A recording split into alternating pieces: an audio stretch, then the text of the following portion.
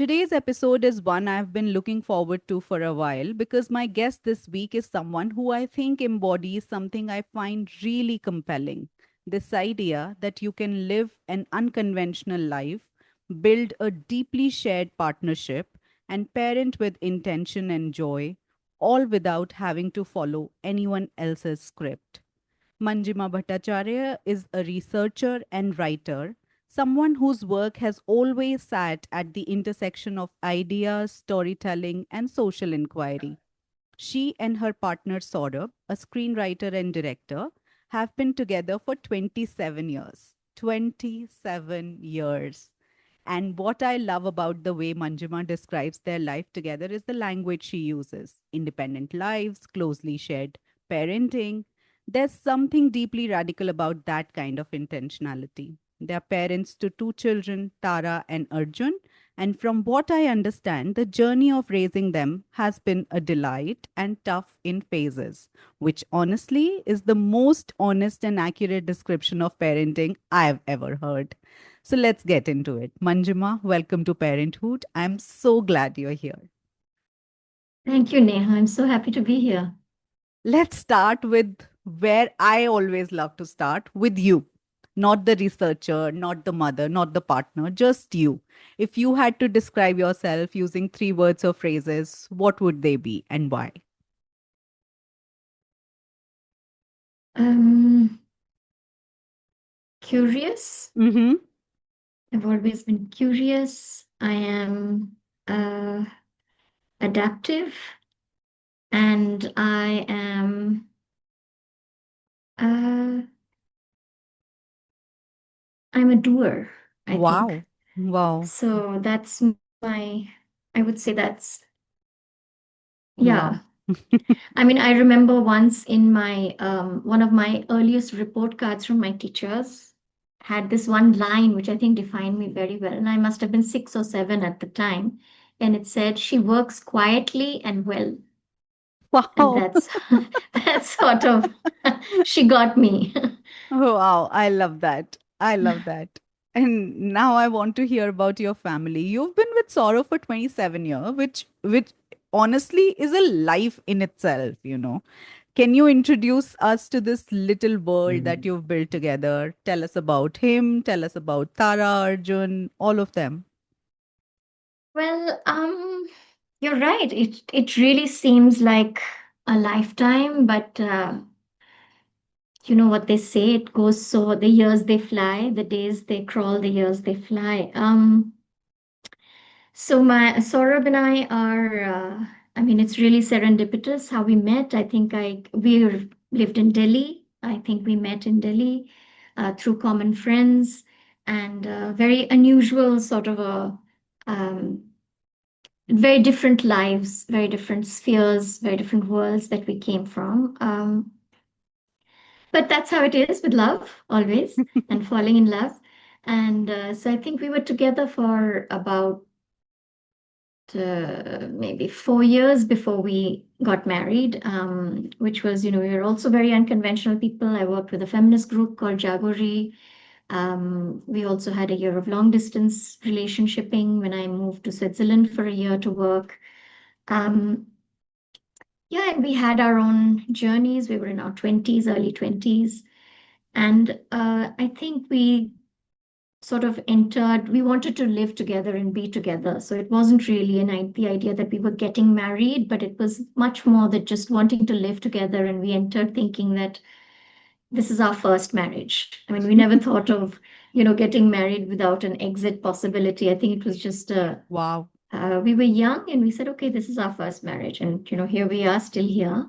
Um, and that's it. I think we had the Barsati living in Delhi, one little Barsati where you first make, with one little stove, one single bed. Like it was, we enjoyed the romance of that life. It was not necessary, really. We Yeah. could always have, taken help from parents, etc. But I think we just wanted to live that kind of, life. We thought it was romantic at the time. And it was. There was like it was a little barsati on a terrace, and every morning In some seasons, the gulmohar would like drop all its Wow. red flowers on the terrace. So you'd come out and there would be like a carpet of red gulmohars on the terrace. So, there was a lot of beauty along with the penury and the, really not having uh, money. That Barsati living life, having one stove. First you make the dal, then you make the chawal, and by then you're exhausted and you're like, so anyway, these kind of things, I think we lived a very free floating kind of life. He was a creative person, he was an entrepreneur initially, then a writer. I was working in a feminist group. So it was and then I went on to do my PhD.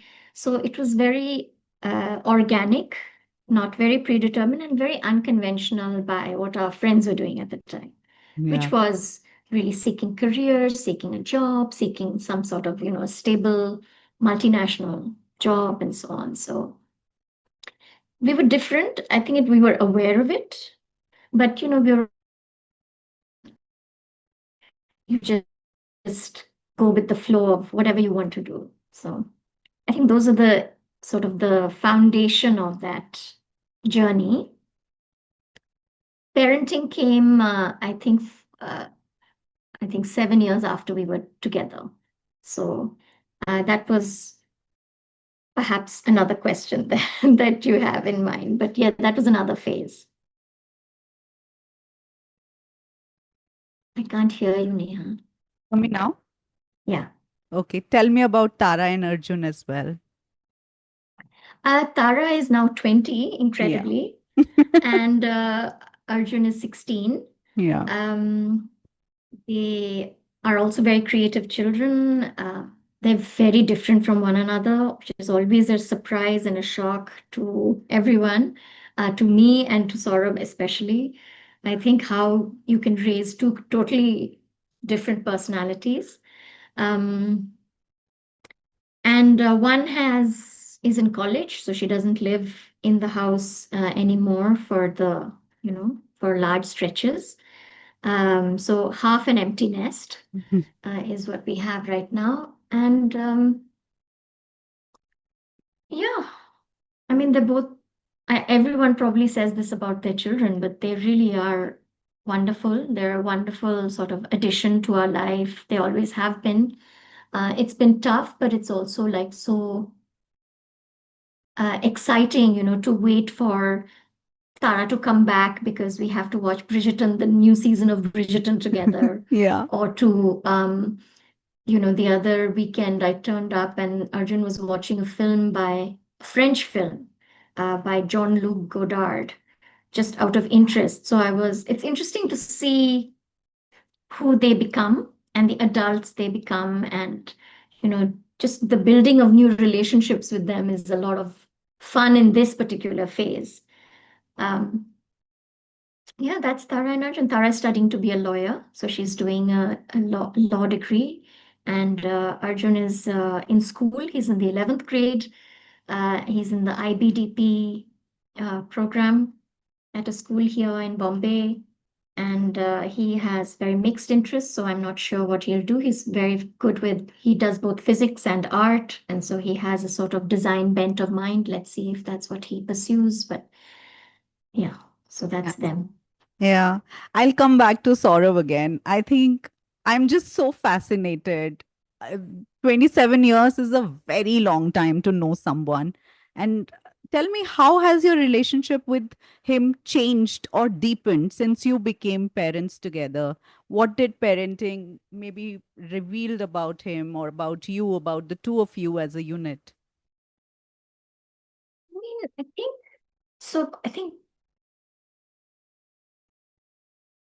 firstly, the fun multiplied a lot. I think you don't really know you want to be a parent. At least for me, I didn't know I wanted to be a parent until I didn't imagine myself as having children, and neither did he. So I think there was one point at which, there was a pregnancy scare, and I took a pregnancy test, and it was negative.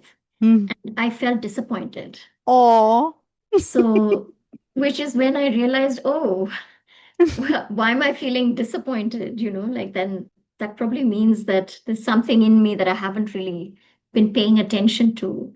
Um, but I think we were very clear from the beginning, like we did all those classes together, and, we saw it as an exciting sort of adventure in our life. At that time, none of our friends were actually having children. So it was unusual. We had only seen a couple of my older friends with children.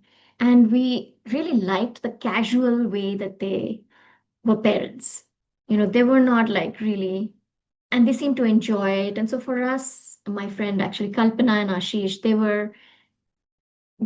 were important to why we decided to go ahead with, having a child, because it was like, okay, this is possible, this kind of a relationship Hmm. is possible, this casual relationship where you still yourself, you can continue with your life the way you want to, um but still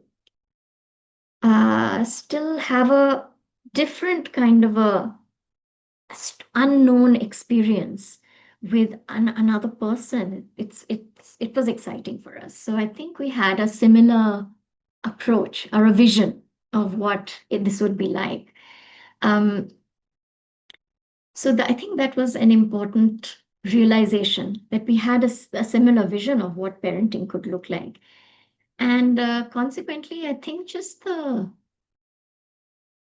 uh, I think over time we realized that our parenting styles were different. Wow. That is one thing I think we did realize. It's also linked to the kind of childhoods we had, Yeah. which are different. So it's the interplay between like the childhood you have and the kind of parent you want to be is also interesting. I think we realize that we're both very reflective people. So we are tend to analyze and think through and discuss what parenting means. I don't think we actually ever finished reading a single book on parenting. Like we got those books and people would gift you those books, like what is that book? What to What to expect when you are Yeah, expecting. Yeah. that's right. Yeah. That's right. There were those books. I don't think we ever really got through any of them over the years. I think that it also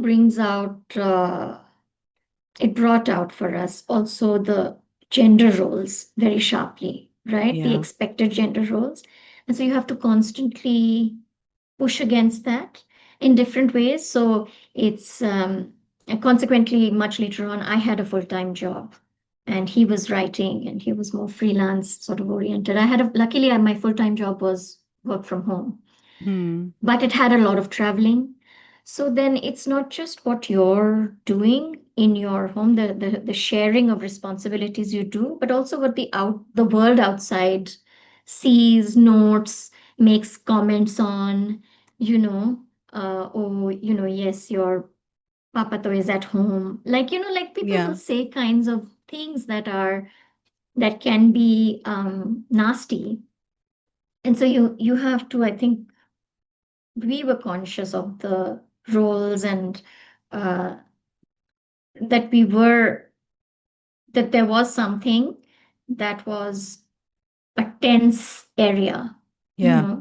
when you Yeah. were like negotiating, but also that one has to be free from it. It's not it's not something that can actually um, that can force you to play that role. Yeah. You have to write the script in your own life, and you have to play that. I think it's the thing is also that it's really exhausting. So like when you were talking about it now, I'd forgotten so much, right, of what parenting involved, like 20 years, what happened Yeah. 20 years back. But the first years are hard. Hmm. They're very hard. So I think the deepening is also going through those hard things together, Hmm. those accidents that happen to kids, Yeah. and you have to go to the hospital, Yeah. and you're like, okay, now what? Mm. You have to admit your child in hospital. My daughter had a incident with her finger where part of her finger got cut off in school, um, in the with the chitkini of a bathroom, Oh, and so she needed plastic surgery, and she was what, three, three or something. So it was like one of those many of these kind of moments. I think the doctor, the hospital, those kind of moments are very, very um, revealing, as you yeah, said, in yeah. how you deal with a crisis, how you are together in a crisis, how, you share with each other what you're feeling at that moment. Um, and that's not the only one. I mean, my son has had so many stitches and, you know, uh, the funny moments too, like he tried to sharpen his his finger in a sharpener because he was curious about whether it would sharpen like a pencil. So then you get the call from school and then you have to go, and so there's all those moments are very important, I think. Now as we are, and those moments come in waves. Mm. It's not just the things you can see, it's not just the hospital visits, it's also children going through heartbreak and anxiety and like stress about exams or friends or the internet, or like the fights in the playground. It's Yeah. all those things that are the micro sort of things that you attend to together that Mm. create a different track, I think, in a relationship. Yeah. um, Yeah. What does it actually look like, in daily life? How do you, I mean, one is a reflection of it. You can look at it in hindsight and say that, okay, this is how we were and this is how we have been. But how does it look like in day-to-day moments when you have to do it together? How does that work? See, I mean, at this age when the kids are much older, it is something else. So in the day to day, I would say we are occupying different roles in a Mm. sense that, if I am the person to come to for discipline guidance, or, like PTMs or knowing like those kind of things, then the kids will go to him in the everyday for like, uh, I'm stressed about this. I'm anxious about this. This is not happening. I want to call someone at 2 a.m. They know they don't call me. I'll be sleeping. So they will call Saurabh. So that's in the everyday, it's really that kind of, if it is something related to bureaucracy and making of Aadhaar cards, that's my forte. You know, if it is something related to tech, money, etc. It's a very gendered kind of division again, but that is the strengths that we each hold. Yeah. Nobody's coming to me to ask about, how the stock market works, or how, AI, or what's really changing in tech, or what are the, those kind of things. So in the everyday, there's clearly the children see us as having different strengths and different. They come to us for different things. Um, and I think as of now, more or less, that's what it looks like. It also looks like, the kind of support we need from the kids. Like Right. it is now really a different relationship, right? Yeah. So a lot of it is asking advice from the children about certain things. And they're very wise. Children are always very wise. So other than that, in the everyday, presently, with a half empty nest and with our careers both being at a stage where we are really, we were just talking the other day, it's like a summer vacation for us. We've never really had a summer vacation in years, but we are taking some time to do our own writing and, reading, writing, and really living a few months of thinking. And so this is, again, are possible because of, I suppose, the choices that we made to live in this way and not work in those kind of certain kind of jobs. Um, so the everyday these days is really about that. Who will make a sandwich today when Arjun comes back from school? Who will, this kind of stuff we were just talking about, how what is the we have to plan for paying fees in August. So how are we going to do that, and what are we going to, we'll have to plan for that. So it's that kind of the everyday is full of these little worries and little joys at the same time. Mm.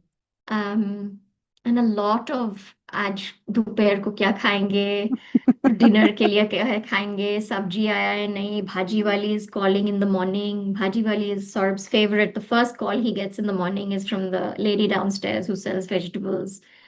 um yeah, so a lot of it is, and then Yeah. Yeah. it's really domestic life is its own beast. Wow. um and Yeah. it's very enmeshed. I mean, I think I always today this morning I was reading a book actually called I started reading a book called The Poetics of Space, Mm-hmm. which is by an architect I think called Gaston Bachelard. And I was just thinking, how much like a house parenthood is.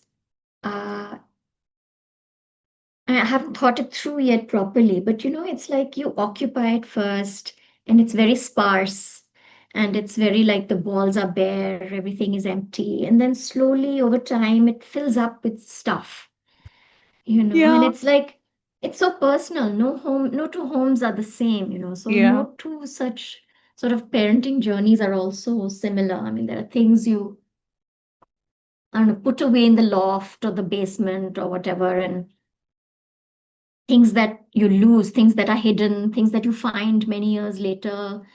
I mean, it's all sort of uh, it has different seasons, different light coming in at different moments.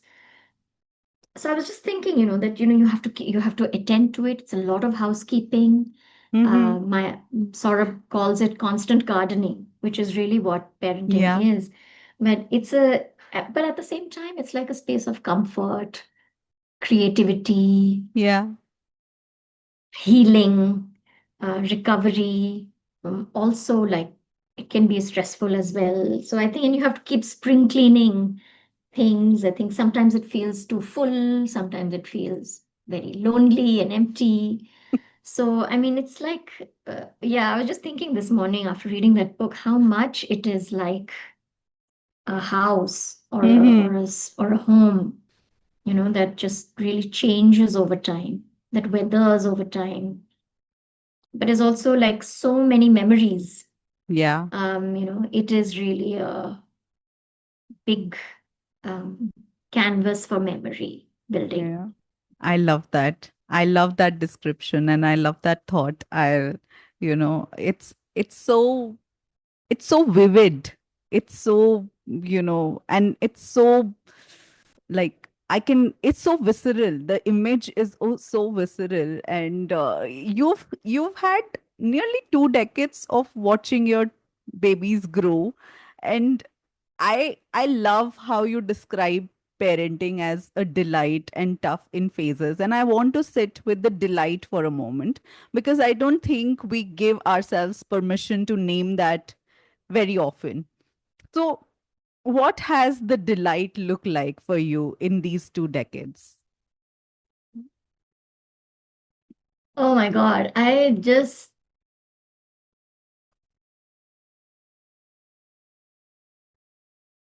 mean, the best holidays with kids are really, just having fun with them. The delight is in these stupid things, also this, sharpening of my finger, and just constantly doing foolish things. The delight of like, even when my daughter learned to play the guitar, and, the thing of making music for both the kids, just watching them explore things. And I mean, the delight of always, I am that conventional parent who loves to watch my children sing and dance and do those kind of things. And but I really love it. It makes me so happy that they and that they have a creative, that they have the tools with which to have a creative inner life sometime Yeah. in their life, you Yeah. know.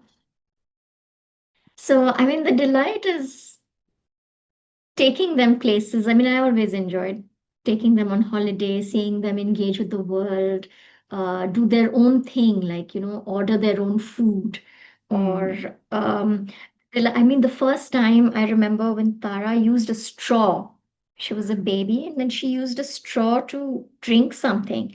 And just the surprise of that is like, it was so much fun.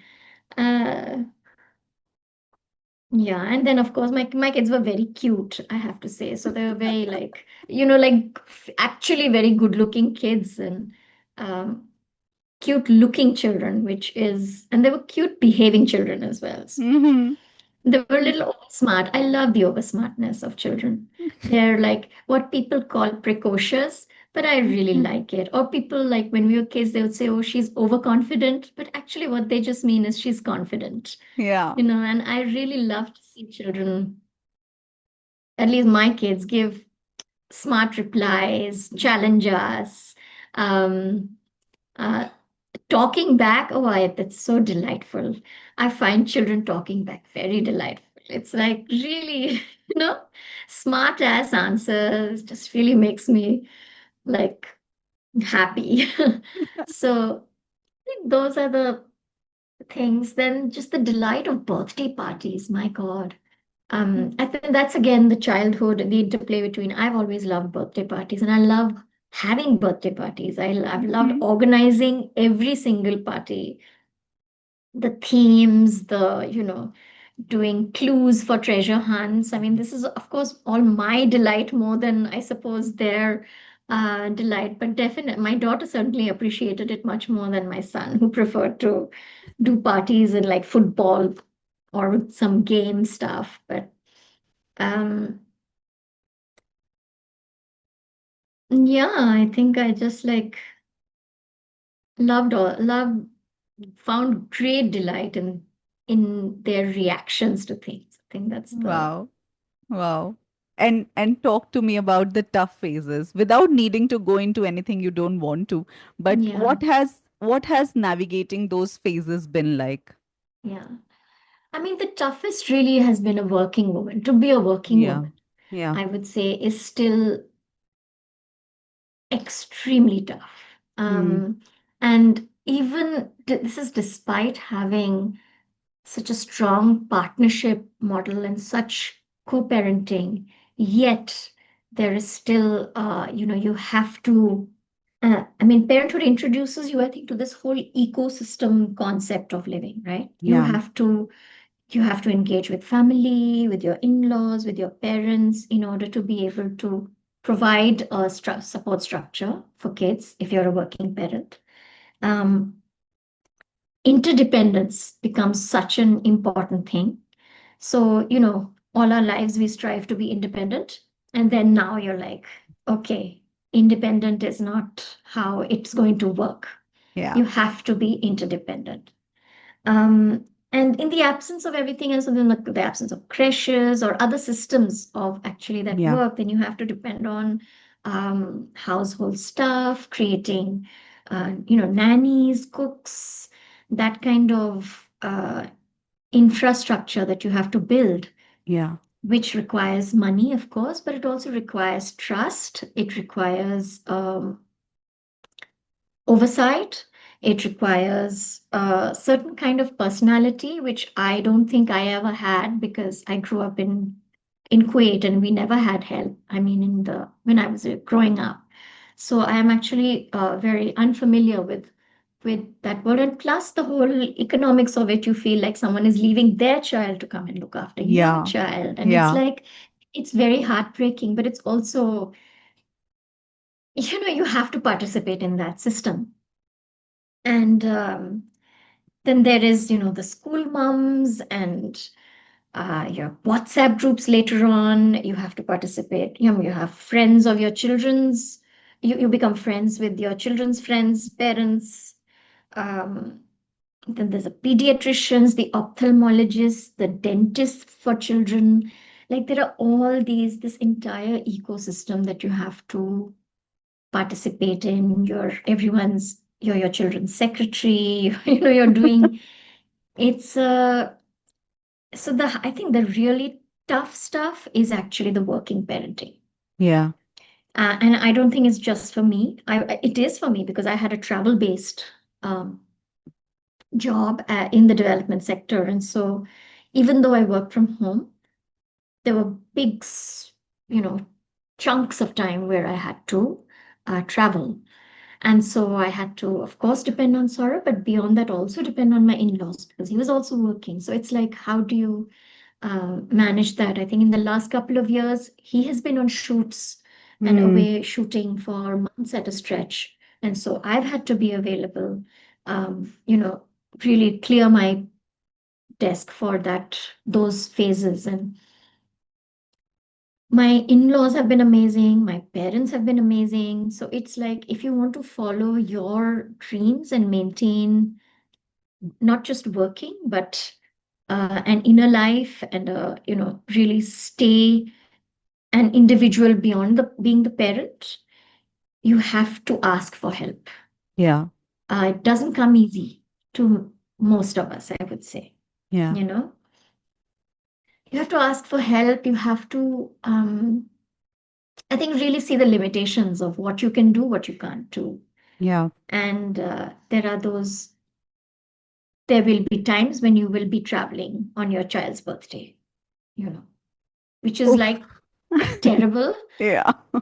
But there have been times I've had to do it. Mm. And, it's just like the guilt, of course, everything brings guilt. It's not, Mm. again, only me. I know that guilt is there uh, for working parents, for non-working parents in the not in paid work parents. I think there was this cartoon I saw the other day, like women in a park with their children, and the stay-at-home moms and the working moms, everybody's carrying a backpack of guilt around with them while they're with their kids in the park. It's very funny, but it's true. Yeah. So I think the that kind of thing, finding nannies, trusting nannies, or yeah, traveling for work, and those are the things I would say have been the toughest times and the toughest in the early years. Yeah. The early years were, but there are phases, of course, like I said. So those first couple of years, then there is I think the 11 to 14 phase is also a very tough phase. The preteens, then Mm-hmm. perhaps I would say, with the board exam sort of phase Yeah. and the later on when you're leaving school, those days. And they're all each different tough, different flavor of tough. Some are very now I see in retrospect bureaucratic. I mean, at the time they really felt like a mountain to climb. Yeah. In retrospect, I you know I see that perhaps it was an overreaction, or maybe it was just how old you are then and how you deal with life. So when you're Yeah. 30 or in your mid 30s, it's different from when you're in your mid 40s or 50. It's the way you approach it is very different. Everything feels very urgent and Yeah. hard. Um, so the bureaucracy of parenting, I would say, is also a very tough thing. Hmm. So vaccination, so just being responsible for everything, whether it's vaccinations, your passport renewal every 5 years for two kids. You can imagine how many passports that is, or admission, this, that, the whole, it's life is bureaucratic. So when Yeah. you're responsible for two other lives besides yourself, then you're also responsible for the bureaucracy in that, Yeah. uh, you know, Yeah. managing bureaucracy like that. Wow. And the emotional toughness, I think it's tough to see your children go through sadness. Yeah. Um, it's tough to see your children make mistakes. It's very tough to be a bad parent. It's tough to show anger, to regret, you know, the occasional, whatever, the smack or the shouting or the raging or the yelling. Um, the parts of yourself that you didn't know, the bad parts that you didn't know were there, which come out in some situations of parenting. And I think those are very tough for everyone. Um, and yeah, you hope, no, I mean, you hope no one writes a book about you in those moments, but they will. And that's okay also. It's part of a transparency that has to be there in a household Yeah. for things to work. And Yeah. it's like it's everyone is witness to each other's life and each other's good things and bad things. Yeah. So I mean, I was reading Arundhati Roy's book, Mother Mary Comes to Me, which is a lovely book. Um, and I was more than actually about, say, my mother. I think I was thinking about being a mother Mm-hmm. more than, my relationships with my mother, which many people would have actually, it would have triggered a lot of reflection on that. But I feel that it really made me think about myself as a mother um, and really as a sociologist, how the relationship between mothers and daughters, for example, is quite under-researched. Hmm. I feel like it's a very complex relationship, mothers and daughters, versus, say, fathers and daughters, which has a lot of like traction. It's got a lot of like daddy's little girl kind of a, Yeah. vibe. And I mean, I think feel very, many of us with good fathers feel that a lot of our independence is due to our fathers, is because our fathers enabled it.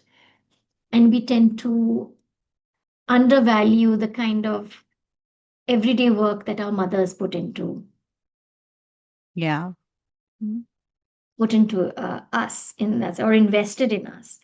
And I feel like a lot of the time when I am some of the research that I'm doing for my present book, many of us don't want to be like our mothers, Hmm. because it's like we aspire to be like our fathers much more than we aspire to be like our mothers, because it's like we want to break free from the shackles that we feel our mothers have lived in, you know. So that creates, I think, or perceived our mothers to have been. It Yeah. may not have been true, but we've perceived that they've worked. We see the constraints of mom and the freedom of dad. Yeah. And what we want is the freedom, and we don't want the constraints. So I feel this puts a distance on between mothers and daughters. And I think here I'm talking more as a sociologist than Yeah. as Yeah. a parent. But yeah. So I've forgotten your question in the but you're talking about the I am tough times. Tough yeah. times. Yeah, this is the these are some of the, I think, the tough stuff.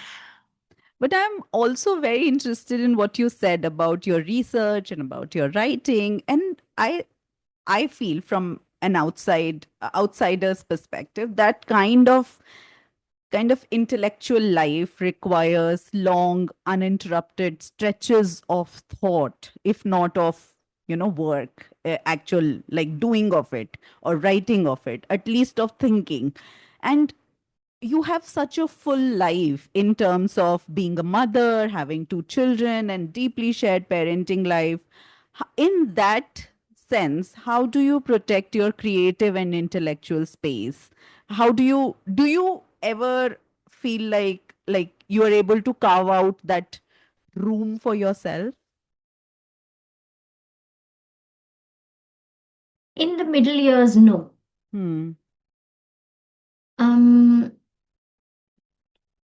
and it was one of the, I mean, I realized that despite that, I did write two books, and a lot of it is because I had we sort of when I had to send off two kids to school, so in the morning, so getting up very early, and so by 7:30 both kids are gone. So 7:30 to 9:30 I would write, and then I would get to my day job work.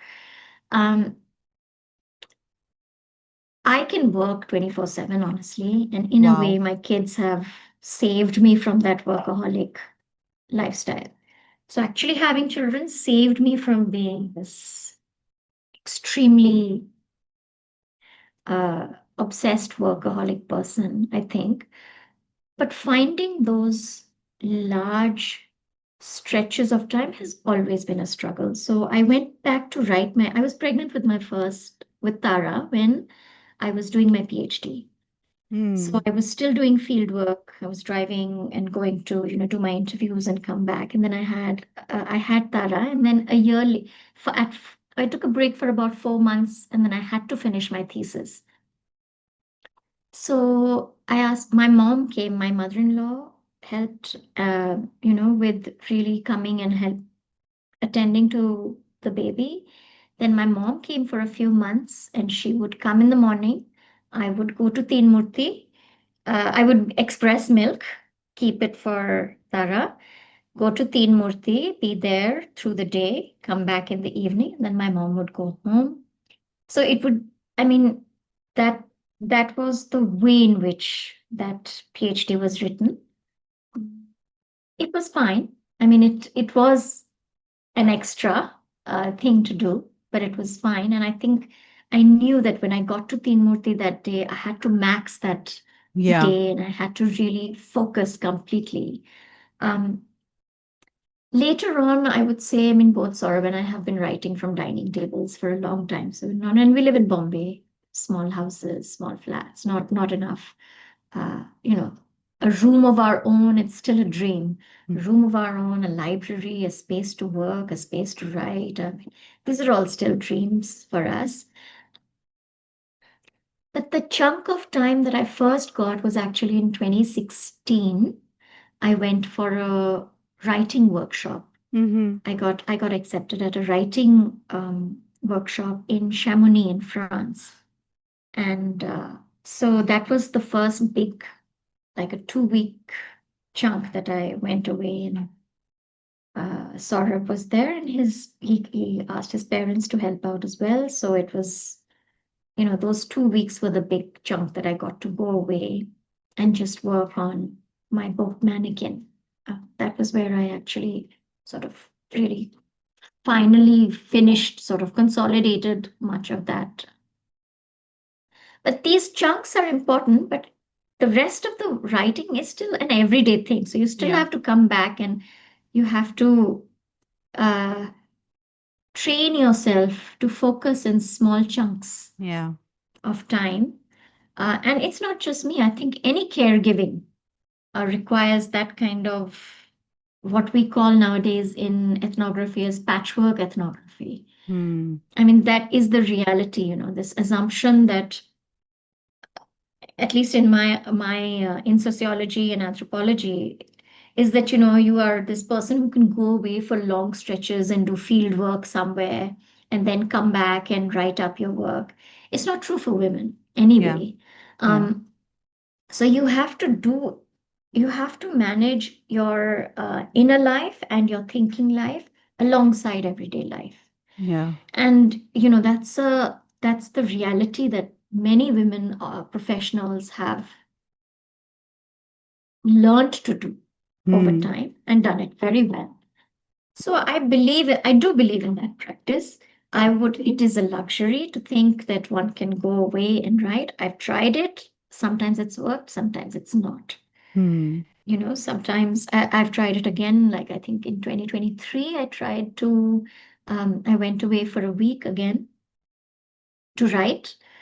Um, but I mean, it worked, but it is still a week. It's not a long-term solution. Yeah. Um, with empty nesting, perhaps the possibility emerges, but now you also want to be present for your parents. Yeah. So my parents, my in-laws now aging, so now it feels like okay, we also have to be available for them, and part of caretaking cycles Yeah. for them. So I have not found a solution to it, honestly. I mean, it's a dream to have that house in the hills or whatever, where you have a library where lined with books, and you just sit and read and write and think. Um, we do have it in some degree, like Saurabh does working on his own thing, I'm working on my own thing, come together to discuss what we might have read, something exciting. But even that is very much in the context of ringing doorbells and, Haji lady. Yeah. Yeah. Yeah, yeah. And coming back to your shared parenting model, it sounds very deliberate. Like I'm sure many of us do practice that, but did you deliberately build that? Like was it something that you explicitly talked about or did it evolve more organically? Uh, Bit of both, I would say. Hmm. Bit of both, and a lot of circumstance. Yeah. Uh, there was a phase when Saurabh was running a tech startup for about 11 years, before which he um, sort of decided to work in the film industry and, take his chance in that. And it picked up. So there was the phase of him being now startup life is different. Yeah. That's a different kind of life. Working in the film industry is different, has a different kind of life.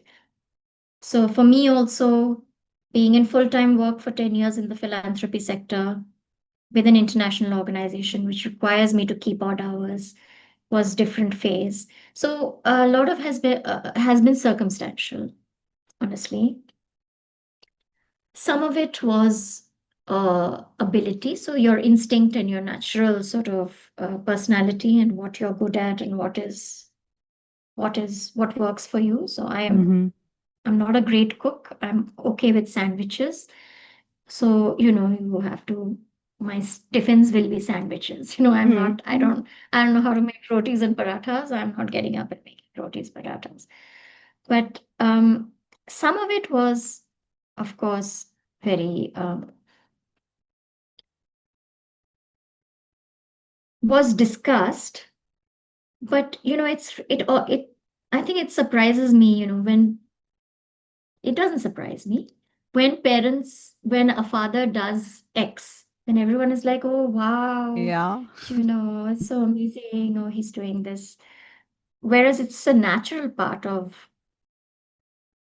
parenting. So I think you to get past that, that trophy giving tendency of people is is a good way to start a conversation. Yeah. And that often, made us discuss things like that. I think it's very hard to pinpoint one thing. There are still, of course, imbalances. Yeah. There was, and it's a standpoint thing. So if you have the same discussion with Saurabh, he would feel differently about the share.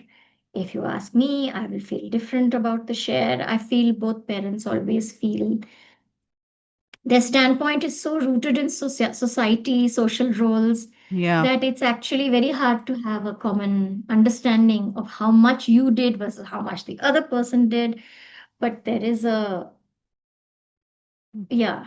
And how do you like come to terms with you know like your own reality being a field work in that sense like because it's I also feel the same way. I'm asking this more from a personal standpoint than from a podcaster standpoint that sometimes intellectually academically it's easier to say that I will do this and I will not do that, and we'll share some things. But it just easy. It's just easier in practicality to just get to it and, do the damn thing, rather than, talking about who should do it and why should I not do it, why should you do it, things like that. Just opening up those conversations, I think that's also kind of, it is a lot. How do you kind of strike a balance between uh, playing those roles, playing those gendered roles, and fighting the system in a way in your own house? It is with humor. Mm, that's always helpful. Mm, I think a little bit of self-reflection also, because sometimes it's actually not always gender roles. I find in my case, I am a little controlling. Like Hmm. I would, maybe I have to be, I've realized over the years that sometimes you do it not just to get it done, but because you want it done in a certain way. Yeah. And then it's like, it's okay if someone else does it and they do it in a different, Hmm. you have to learn to be okay with that. I'm still not good with that. I'm still like, I'm trying, but I think it is a little bit of that is like a personality Yeah. question. Yeah.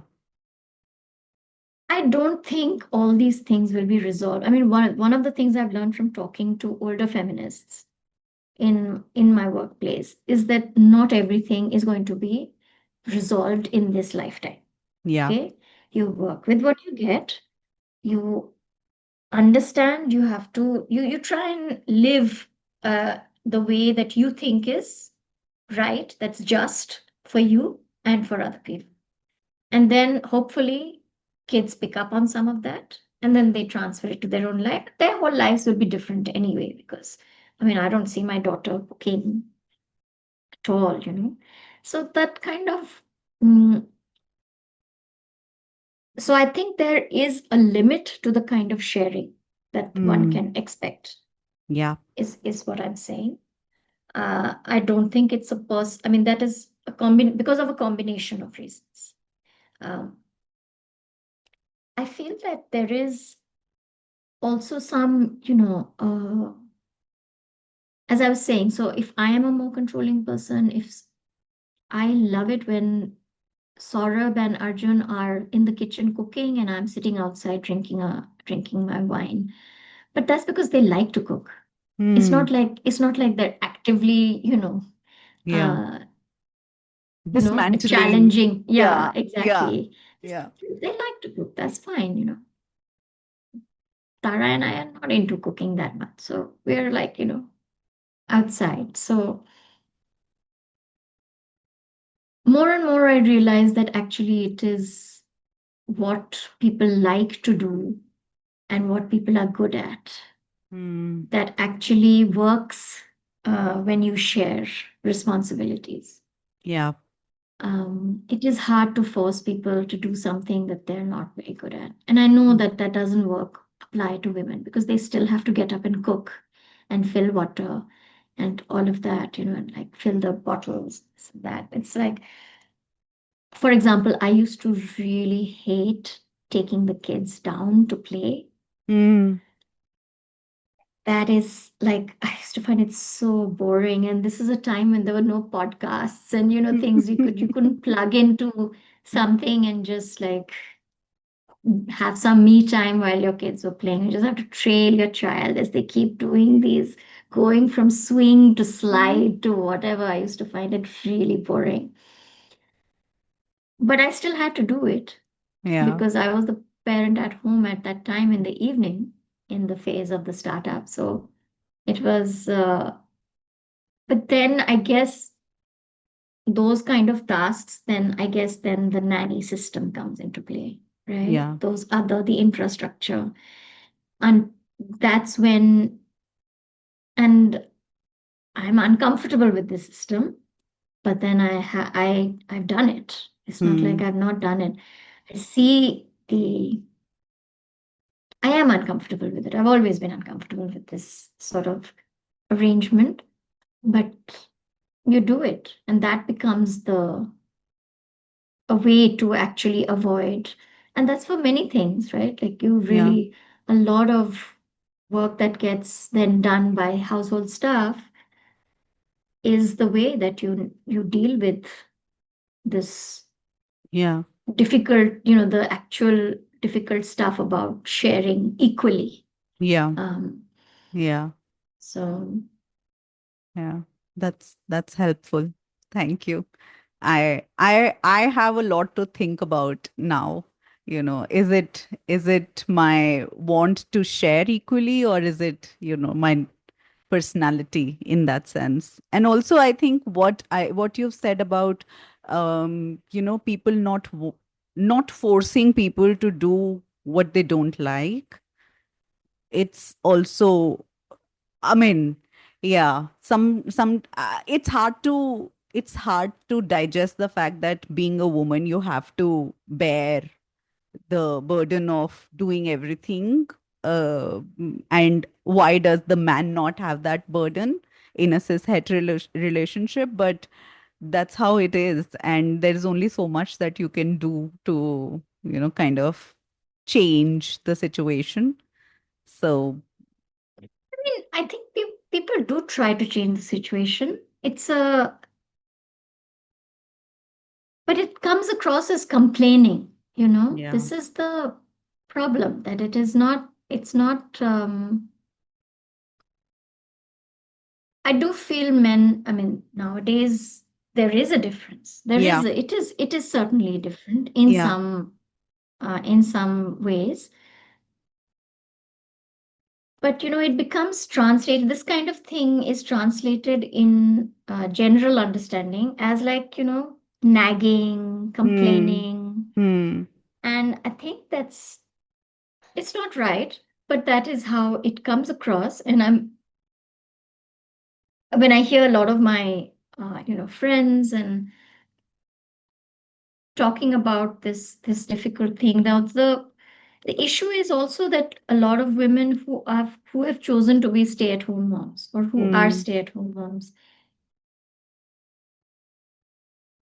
what is the leverage they have, Hmm. right? A lot of it is actually the stuff which is very hard to talk about, money.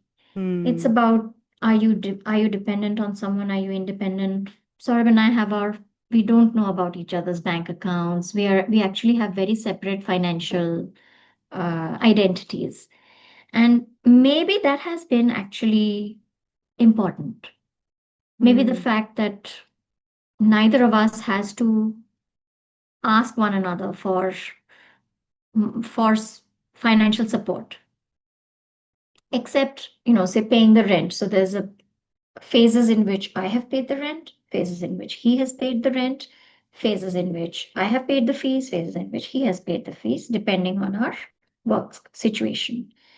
And so there is that question of money, I Hmm. think, underlies any sharing conversation, honestly. Yeah. So if there is dependence, if you are not financially independent, I do think women find it very difficult to demand shared parental responsibility. Yeah. Yeah. I think that's a very big part of, why some women bear that load completely, because of the dependence. Yes. Yeah. But I'm so interested, if you are okay talking about it. How do you maintain separate finances? Like, how do you do that? What happens, for the household expense? We've always had different finance. It's actually never, we tried to have one joint account once, more recently. And I mean, it didn't really work out. It was just like became one person's account only, essentially. But I don't know how that's happened, Neha. It's like we have never had a combined sort of a, but there are organically expenses that one or the other takes care of. In the initial days, I used to analyze it and think that, okay, this is a gendered pattern, because just out of curiosity. So the days when there was a startup, he would be paying the big things, the rent, electricity bill. I would be paying anything related to children and household stuff. So, Mhm. it's like there is some pattern somewhere, I think, of what we spend on, but it's mostly just sort of fair use, just uh, general, you know, uh, sort of, yeah. Yeah, I don't know how we've managed it. I think it's just really just me maybe working and we just have been that way. It's not Yeah, yeah. I think it also speaks volumes about the trust, the inherent trust of not. I mean, I think it takes immense trust on both ends of the spectrum. When you have completely shared finances, where you're not questioning what the other person is spending and from which account, and to have separate finances where you are inherently trusting the other person to do the right thing, or by taking up that share or of spending. Like, I'm just thinking about it. uh, how does it work? Because if you are not 100% in it, if you're not trusting the other person, like, you would start cutting corners and you would start hoarding the money. Is that ever a thought? I don't even know how that works, because I'm just thinking about it. How does it work? Where do you become selfish and where do you become selfless in this whole arrangement? I mean, of course, it's not a question for you. I'm just thinking aloud. Yeah. we can only speak for, I mean, I love that I don't have to explain my financial decisions to anyone, my personal financial decisions. But big decisions like what kind of rent can we afford as a unit? Yeah. So those kind of, can we afford to buy a car? Can we afford a holiday?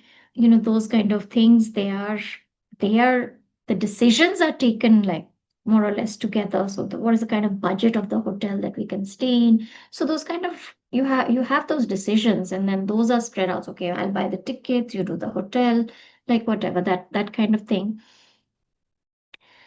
But this, what is selfish? I often think about that actually, because it's like, what is selfish is wanting to, because I think of, maybe my mom or my mom-in-law or friends who have been housewives in the traditional, Yeah. yeah. And for them, they're not, the way they save and cut corners. Actually, so much of household wealth is built on that saving. Yeah. Yeah. you know Purchase of, I don't know, fridges or Hmm. microwaves, or I've seen that, those kind of expenses which actually make maybe life easier for the housewife, is these are not luxuries. Hmm. They are Conveniences. necessities, they're conveniences, but from, or I need a new, whatever, I want a new carpet, I Yeah. want new furnishings for my sofa, new curtains. um, I have seen, women sort of save towards those kind of goals that make living more aesthetic or convenient or pleasurable for them. Uh, and I think a lot of it is symbolic, honestly. It's like the having finances of your own is more symbolic than it is real. It's actually it's a place of comfort, and it's Yeah. really that is the freedom. Actually, that is where you concretely, that's what you see as freedom. So it's not it's not a question of selfishness. It's actually you're carving out something for yourself. You're seeing freedom in that. You're seeing pleasure in that. You're seeing some maybe return for unpaid work. I mean, not everyone can articulate it like that.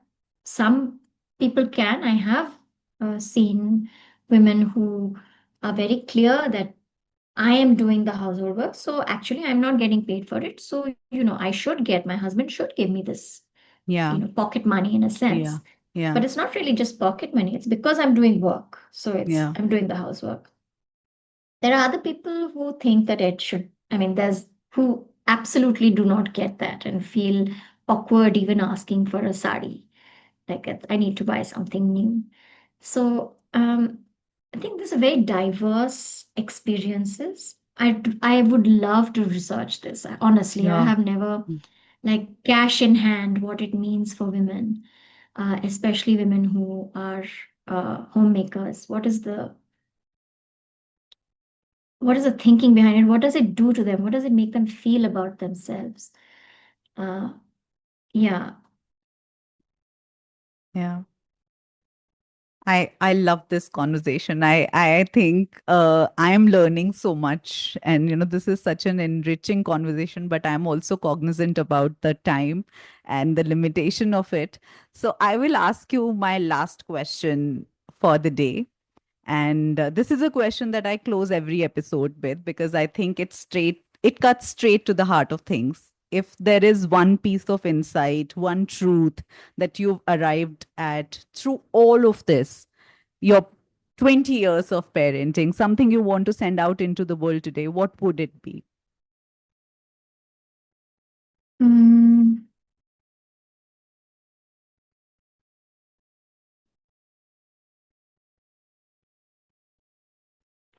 maybe that one thing only. You can say multiple things.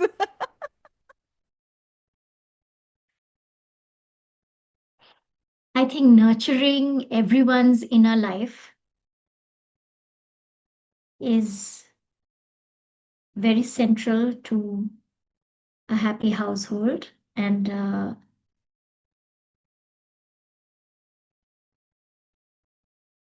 comfortable family unit with Hmm. parents in which parents are living with their children. Yeah. Yeah. I think everyone's inner life must be nurtured in different ways. That's an important thing. I think I've also learned that it is all you meet a new person every day, you meet a new version, a new edition of your children every couple of years. Hmm. And don't forget, you're also a new edition of yourself. And so I've learned not to grieve past editions, but enjoy the present editions Wow. and look forward to the newer ones. Wow. Wow. That's so fascinating. Manjima, this has been such a beautiful, nourishing conversation, I would say. Thank you Thank you, for trusting Neha. this space. Thank you for showing up so fully. Thank you, Neha. Thank you. I've enjoyed really thinking about it. Many things I haven't thought about, and I appreciate you bringing me the space to do that. Thank you. Thank you. And to you, the person listening, wherever you are, whatever your day looks like, thank you. Thank you for choosing to spend this time with us. If something in this conversation moved you, I'd love for you to share it. Send it to a friend who needs to hear it. Leave us a review. Subscribe if you haven't already. It genuinely helps more people find their way to this community. I'll be back soon with another honest, warm, real conversation. Until then, take care of yourself. Bye bye.